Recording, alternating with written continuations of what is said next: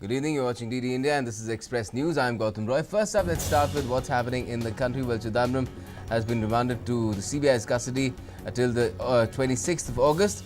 Counsel for the CBI had sought 5 days of remand.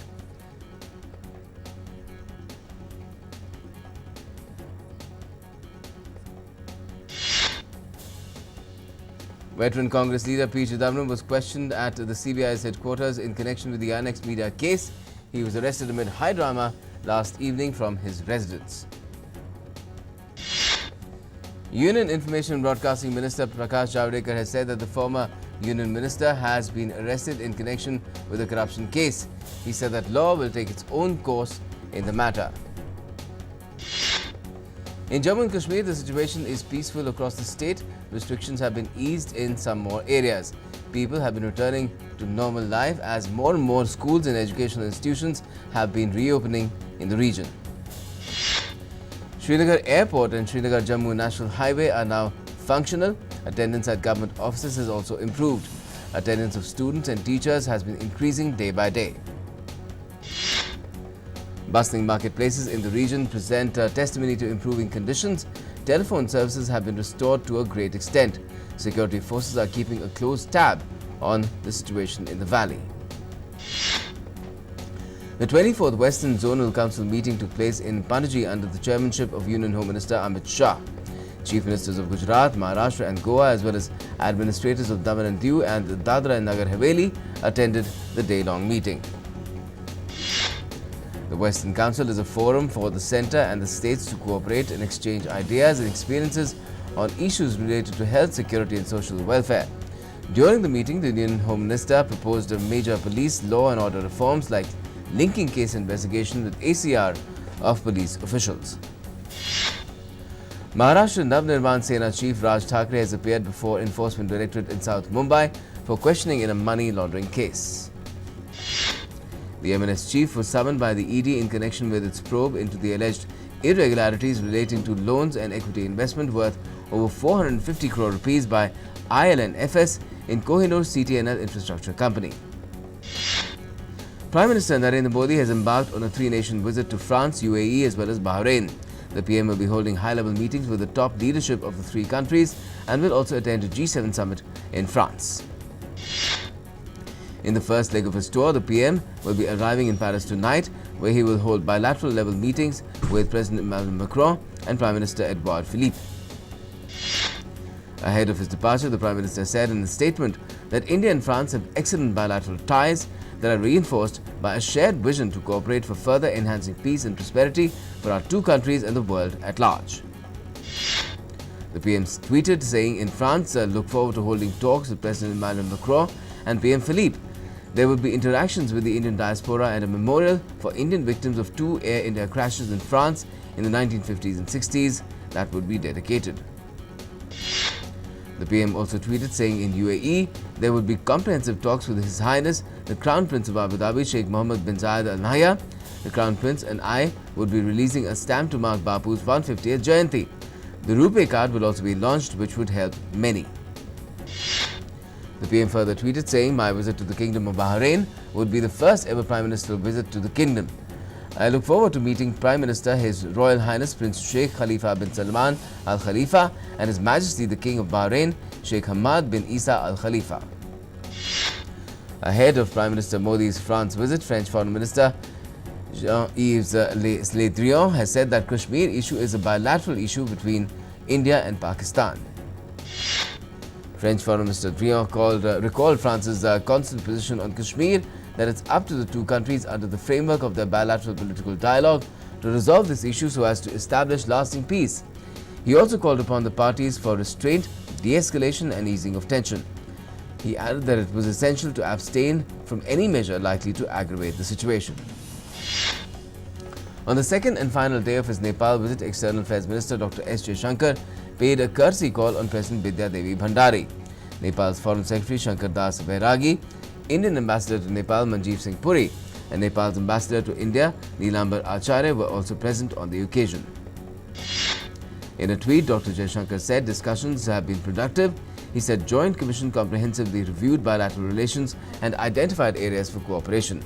According to a press release issued by Nepal's Ministry of Foreign Affairs, the main focus was on connectivity and economic partnership, trade and transit, power and water resources, and culture as well as education.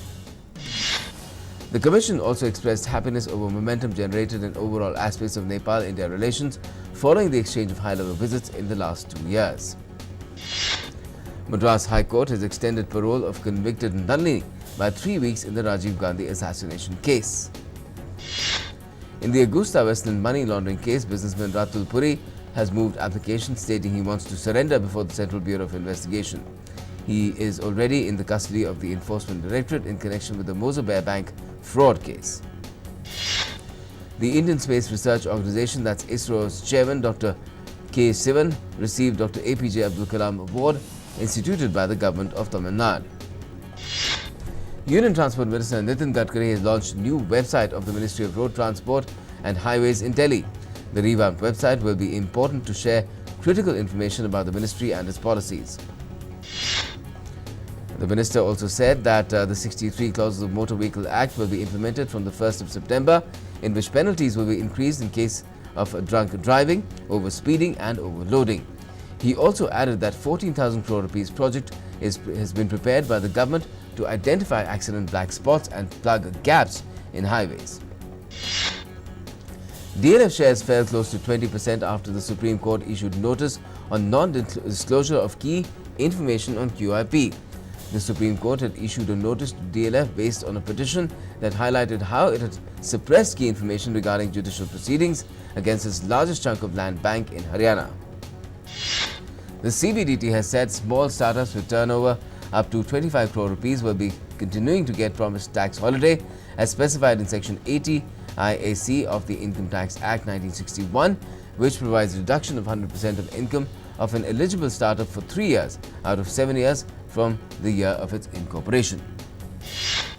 Market regulator SEBI has levied a fine of 5 lakh rupees on Trigon Zinco Limited for failing to obtain scores authentication and not redressing investors' grievances. Scores is an online complaint redressal system of SEBI through which the complaints received by the regulator are electronically forwarded to the listed company, which in turn is required to resolve the same and furnish an action taken report in electronic form. Equity markets closed deep in the red on Thursday.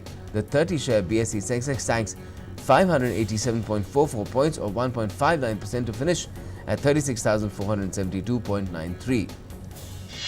The broader NSE Nifty slumped 177.35 points or 1.62% to 10,741.35. The Indian rupee depreciated 33 paise to 71.88 against the US dollar intraday.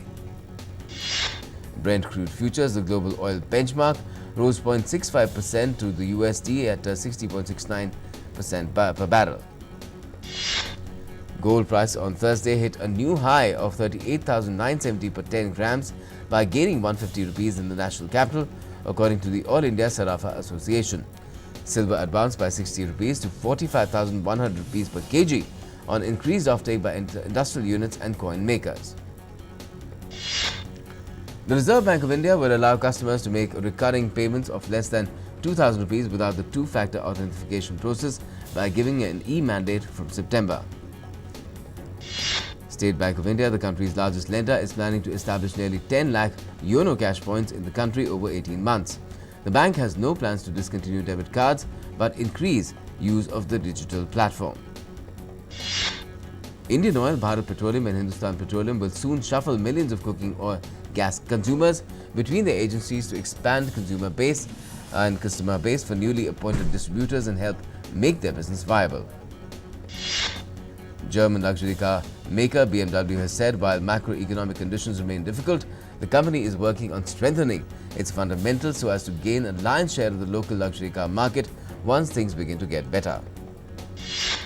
US-based online retailer Amazon has said it would take a long-term view on investing in India and not get distracted by developments in the short term.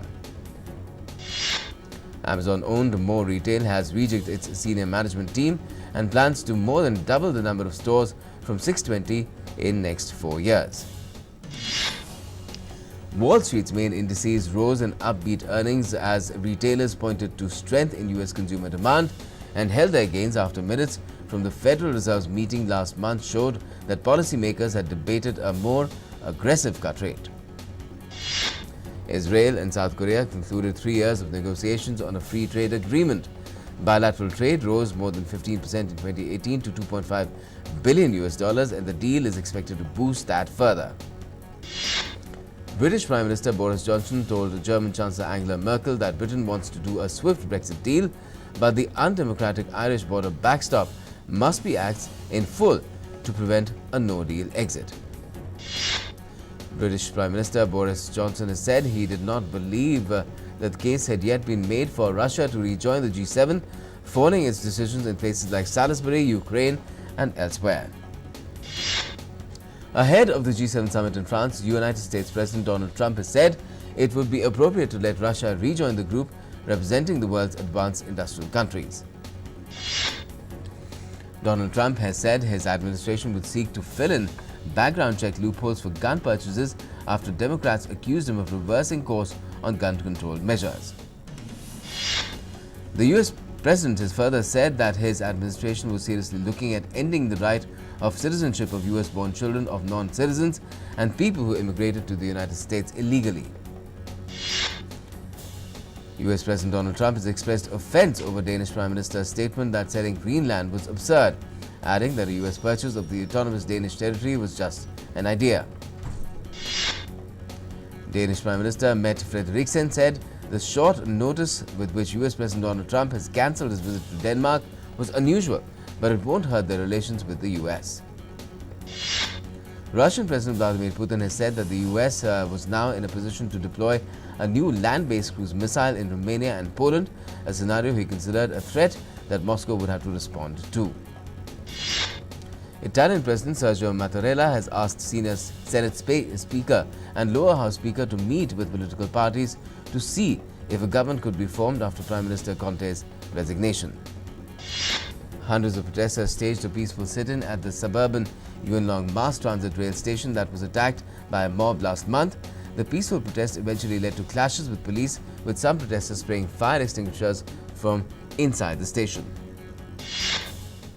Sudan's new Prime Minister Abdullah Hamdok has been sworn in as leader of a transitional government and vowed to make achieving peace and solving the country's economic crisis a priority. The appointment of the renowned economist came as General Abdel Fattah al-Burhan was sworn in as leader of the new Sovereign Council. Forces loyal to Libya's unity government has said that they had made territorial gains south of Tripoli against Commander Khalifa Haftar, whose fighters are trying to take the capital. A spokesperson for forces loyal to Tripoli-based Government of National Accord has said the gains were made in Espia sector. South Korea's Deputy National Security Advisor Kim Hyun-chong has said that he expects the US-North Korea dialogue to unfold soon and go well, in comments made after meeting US envoy for South Korea in Seoul. Washington State Governor Jay Inslee, who made fight against climate change the focus of his White House campaign, has said he was withdrawing from the race of the 2020 US Democratic presidential nomination. Brazil's far-right president Jair Bolsonaro accused non-governmental organizations of burning down the Amazon rainforest to hurt his government as a growing global outcry against the wildfires raged through social media.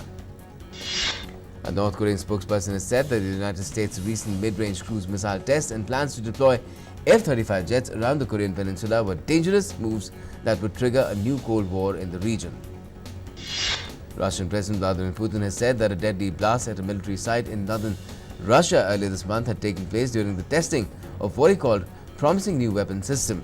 He also said that there was no risk of increased radiation levels and all necessary preventive measures were being taken. Bolivia's government has reported that nearly 5 lakh hectares of forest has been left charred from wildfires ravaging swaths of the country.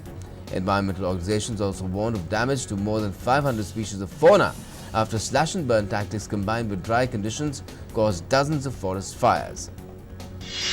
Former Australian Deputy Prime Minister Tim Fischer, who as head of the Rural National Party and served as Deputy Prime Minister from the years 1996 to 1999, has died at the age of 73.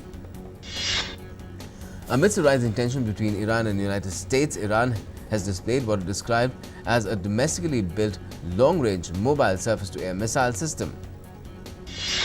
Forces loyal to Southern Transitional Council further extended their grip on the south by seizing government military camps in the city of Abyan in Yemen. Yemen's Saudi-backed government said it would not hold talks with southern separatists unless they hand back control of Aden port. The World Food Programme has resumed distributing food to 8.5 lakh people in Yemen's capital Sana'a after a 2-month stoppage, having reached an agreement with Iran-aligned Houthi authorities who control the city. First test of 2 test series will be played between India and West Indies under the ICC World Test Championship at Sir Vivian Richards Stadium in North Sound, Antigua. It's been a while since both the sides played in whites. India's last test series was in January, while West Indies' was a month later. India is likely to go into its World Test Championship opener with a 4-bowler strategy, hinted skipper Virat Kohli on the eve of the first test against the West Indies on Wednesday. A lively pitch was dished out in the last test played here between West Indies and England. West Indies will be without all-rounder Keemo Paul for the first test against India, with Miguel Cummins called up as his replacement. Paul has been ruled out with an injury to his left ankle, and Keemo Paul will remain in Antigua to continue his rehabilitation. Jofra Archer seemed to be able to do anything at the moment. The England pacer, who made his test debut against Australia at Lord's, was seen imitating Steve Smith's unorthodox batting style. Archer tried to emulate Smith's art of leading from the second test, which had many followers in splits. Sana Nehwal defeated Netherlands' Soraya de Wish in the second round of World Badminton Championship. The 8th-seeded Indian defeated her Dutch opponent quite easily, 21-10, 21-11 to book her place in the quarters. Kidambi Srikanth, though, did not have such an easy road. He came back from behind to beat Misha Zilberman of Israel 13-21, 21-12 and 21-16. Indian women hockey team won the Olympic test event with Navjot Kaur and Lalram Siami leading the side to a 2-1 win over Japan in the final on Wednesday. Navjot Kaur's goal at the 11th minute opened the scoring to put India ahead, while Lalram Siami struck a winning goal at the 33rd minute of the game for India. Ex-Indian opener Virendra Sehwag has said he is happy for Sreesanth after the Pacers' life ban was reduced to 7 years. Adding his statement to his statement, he said that if Sreesanth wants to play international cricket, he would have to play domestic cricket first. Japan 2019 Rugby World Cup mega store in central Tokyo will open its doors for the first time, less than 1 month before the opening match. The 1,000 square meter mega store is one of the 80 dotted across the country and is located opposite Shinjuku train station, the busiest in the world by weight of daily passengers. Defending champions Naomi Osaka and Novak Djokovic are the number 1 seeds for singles play in the US Open. Osaka, who beat Serena Williams in last year's final for her first Grand Slam title, recently regained the top spot in the WTA rankings from Ashley Barty. Barty is number 2, followed by Karolina Pliskova, Wimbledon champion Simona Halep and Elina Svitolina. The cast and crew of political satire show Veep reunited for an Emmy consideration event after the show ended back in May. The show is up for 8 Emmy nominations, including 1 for Julia Louis-Dreyfus, who plays Selena. Hollywood actor Charlize Theron has recently caused a splash when the teaser trailer dropped for Bombshell, a film about women at Fox News who accused their CEO Roger Ailes of sexual harassment. Actor Priyanka Chopra is set to star in Netflix's We Can Be Heroes, directed by Robert Rodriguez. The actress will share screen space with Pedro Pascal, Christian Slater and Boyd Holbrook. Carnival Row will stream on Amazon Prime starting the 30th of August. The script is based on the story by writer Travis Beacham. The 8th episode drama stars Cara Delevingne as a refugee fairy opposite Orlando Bloom, who plays a human detective trying to solve a string of gruesome killings in the area. Action movie hero Dwayne Johnson, star of Jumanji and Fast and Furious franchises, topped annual list of world's highest paid actors in the Forbes magazine. National award-winning actor Akshay Kumar has made it to the 4th position on the Forbes magazine's world's highest paid actors of 2019 list. According to the list on Forbes, Akshay has raked in $65 million. Pakistan Minister for Human Rights Shireen Mazari has urged the UNICEF to remove actor Priyanka Chopra as the UN Goodwill Ambassador. The letter states that Chopra's remarks go against the principles of peace and goodwill that the actor is supposed to uphold as the goodwill ambassador for peace. Kangana Ranaut has defended Priyanka Chopra after Pakistan wrote to UNICEF to remove Priyanka as its goodwill ambassador.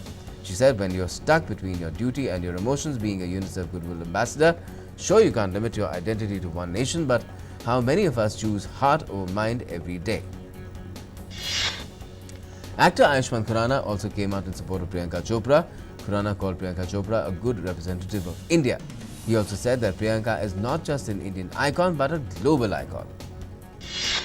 Film Association uplifted the ban imposed on Mika Singh after he apologized to the Federation of Western India Cine Employees following his recent live performance in Pakistan.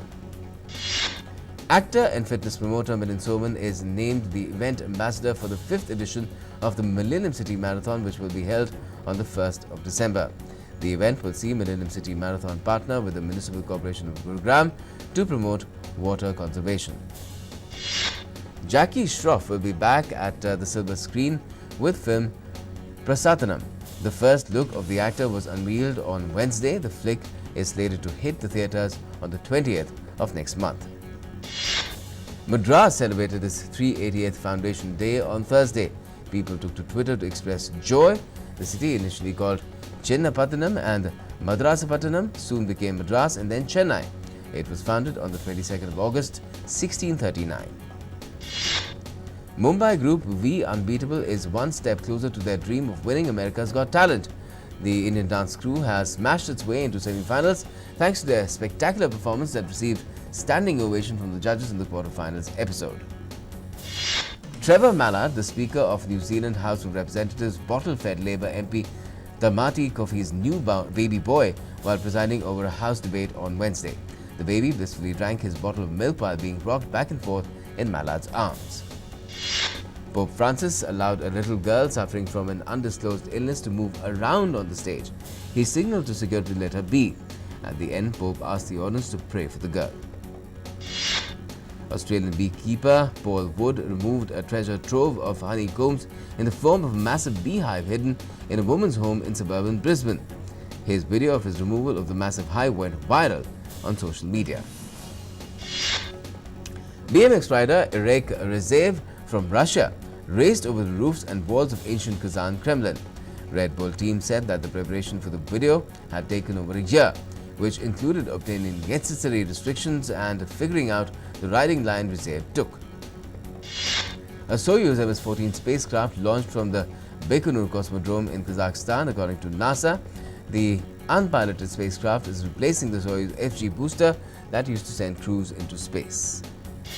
Slacklining groups have become popular in Sao Paulo in Brazil. According to slackliners, this sport gives them peace and balance in their lives.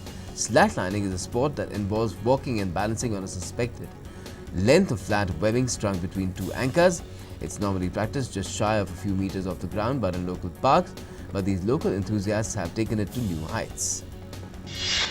According to WHO, the microplastics contained in drinking water pose a low risk to human health at current levels, but more research is needed to reassure consumers. Microplastics enter drinking water sources mainly through runoff and wastewater effluent. WHO has also called for more studies investigating the potential cumulative effects of ingestion of microplastics present in food, air, as well as water. At the Endangered Species Convention in Geneva, NGOs in African countries called on the international community to prevent the risk of silent extinction of the African giraffe. Advocates asked the 183 states gathered at the Convention on International Trade in Endangered Species to list the African giraffe in its Appendix 2 to ensure greater protection of the species. New images from the Titanic wreckage have been revealed by explorers. Video and photographs taken by specially adapted cameras captured the bacteria-eaten ship at the bottom of the Atlantic Ocean about 400 miles off the coast of Newfoundland in Canada. Medellin Zoo is celebrating the birth of its first howler monkey. The reproduction of the rare species of howler monkey in captivity is very difficult, giving this Medellin Zoo added reason to celebrate. Humanoid robots stole the limelight with their incredible dexterity and innovation at the ongoing 2019 World Robo Conference that kicked off in Beijing on Tuesday. The conference is scheduled from the 20th to the 25th of August, which gathered over 700 robots from 180 institutes and companies from across the globe. At the risk of sounding robotic, good night.